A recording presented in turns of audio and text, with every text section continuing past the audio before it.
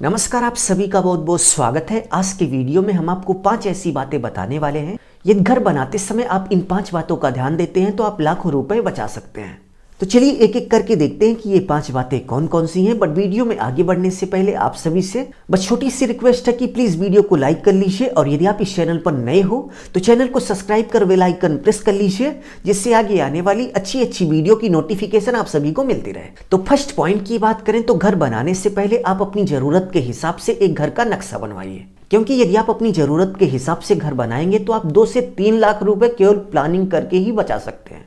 Example की बात करें तो आप देख सकते हैं कि ये 1500 स्क्वायर फीट का प्लॉट है और इस प्लॉट के मालिक ने जब अपनी जरूरत के हिसाब से घर का नक्शा बनवाया तो 1000 स्क्वायर फीट में मकान मालिक की सारी जरूरत पूरी हो गई। तो यहाँ पर मकान मालिक ने केवल और केवल अपनी जरूरत के हिसाब से घर का नक्शा बनवा के 4 से 5 लाख रुपए बचा लिए, क्योंकि यदि इस पूरे 1500 स्क्वायर फीट पर घर बनाया जाता तो करीब 16 से 17 लाख रुपए मिनिमम खर्च हो जाते। बट मकान मालिक ने अपनी जरूरत के हिसाब से घर का नक्शा बनवाया और उसकी पूरी जरूरत 1000 स्क्वायर फीट में पूरी हो गई। तो अब 1000 स्क्वायर फीट के घर को बनाने में आपका 11 से 12 लाख रुपए मिनिमम लग जाएगा।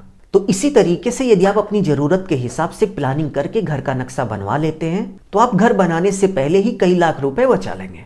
सेकेंड पॉइंट की बात करें तो घर बनाते समय आपको घर की ऊंचाई 10 फीट से ज्यादा नहीं रखनी चाहिए।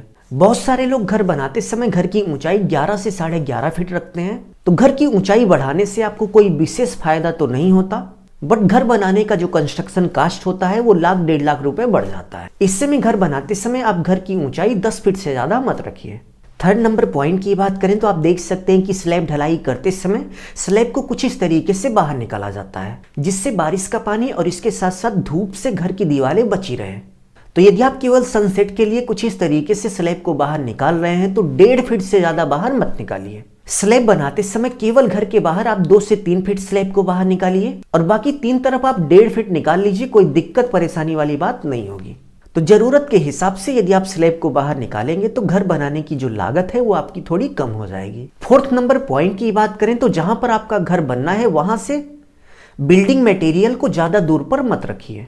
एग्जाम्पल की बात करें तो घर बनाने के लिए सीमेंट, सैंड, एग्रीगेट, स्टील और इसके साथ साथ सीमेंट की जरूरत होती है। तो सीमेंट, सैंड, एग्रीगेट, ब्रिक और इसके साथ साथ स्टील को जहां पर घर बनना है उसके आसपास ही आप गिरवाइए, क्योंकि घर बनाते समय यदि लेबर को मटेरियल ज्यादा दूर से लाना पड़ेगा तो इस सिचुएशन में मटेरियल लाने में ज्यादा टाइम लगेगा। इससे में घर बनाने की जो लागत है वो बढ़ जाएगी। इसलिए घर बनाते समय इस बात का विशेष ध्यान रखें कि जो भी इंपॉर्टेंट मटेरियल है उसको आप जहां पर घर बनना है उसी के सबसे नजदीक जरूर से जरूर गिरवाइए।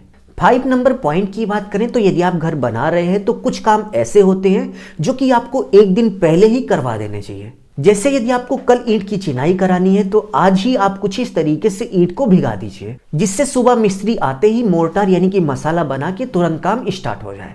और ये सुबह आने के बाद इस ईंट को भिगाने के बाद काम स्टार्ट करेंगे तो उस सिचुएशन में वर्क स्टार्ट होने में काफी लेट हो जाएगा। ऐसे में आपके घर का कंस्ट्रक्शन कास्ट बढ़ जाएगा।